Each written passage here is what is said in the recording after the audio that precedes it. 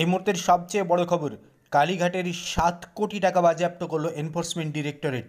শিক্ষক নিয়োগ দুর্নীতির সূত্রে শিরোনামে উঠে এসেছিল অভিষেক বন্দ্যোপাধ্যায়ের লিভস অ্যান্ড বাউন্স নামক সংস্থা। বছর শেষে এবার সেই সংস্থা নিয়েই আদালতে বিস্ফোরক দাবি করল ইডি, যা ইতিমধ্যেই শোরগোল ফেলে দিল বাংলার রাজনীতিতে। প্রাথমিক নিয়োগ দুর্নীতি মামলার তদন্তে এনফোর্সমেন্ট ডিরেক্টরেট স্ক্যানারে রয়েছে কালীঘাট আমতলার বেশ কয়েকটি জমি ও বাড়ি। ভবানীপুর বিধানসভা কেন্দ্রের কালীঘাট রোড অঞ্চলের 7টি ফ্ল্যাট ও ডায়মন্ড হারবার লোকসভা কেন্দ্রের আমতলা মোজায় একটি 5তলা বাড়ি এবং জমির খুঁটিনাটি কেন্দ্রীয় এজেন্সির তদন্তে উঠে এসেছে বলে সূত্র মারফত খবর। ওই সম্পত্তিগুলি সম্প্রতি লিভস অ্যান্ড বাউন্সের মালিকানাধীন বলে দাবি করে নথি পেশ করেছে কেন্দ্রীয় তদন্তকারী সংস্থা।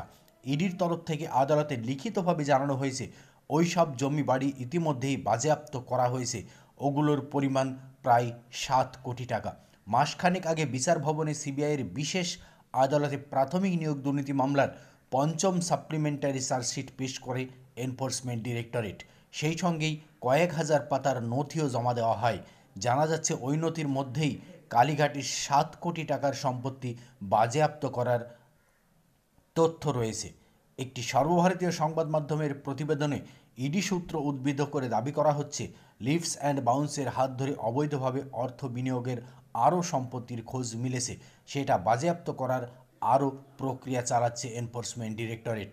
ইডির দাবি, গত জুলাই মাসে লিভস অ্যান্ড বাউন্সের প্রাইভেট লিমিটেড নিউ আলিপুরের অফিসের পাশাপাশি বেশ কয়েকটি সংস্থায় হানা দেওয়া হয়। চলে তল্লাশি অভিযান। সেই সময় নানান সম্পত্তির দলিল ও নথি পাওয়া যায়।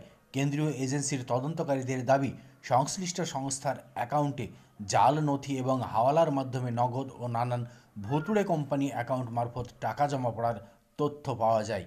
এই নিয়ে মোট 7 কোটি টাকা কালীঘাটের সম্পত্তি বাজেয়াপ্ত করল এনফোর্সমেন্ট ডিরেক্টরেট।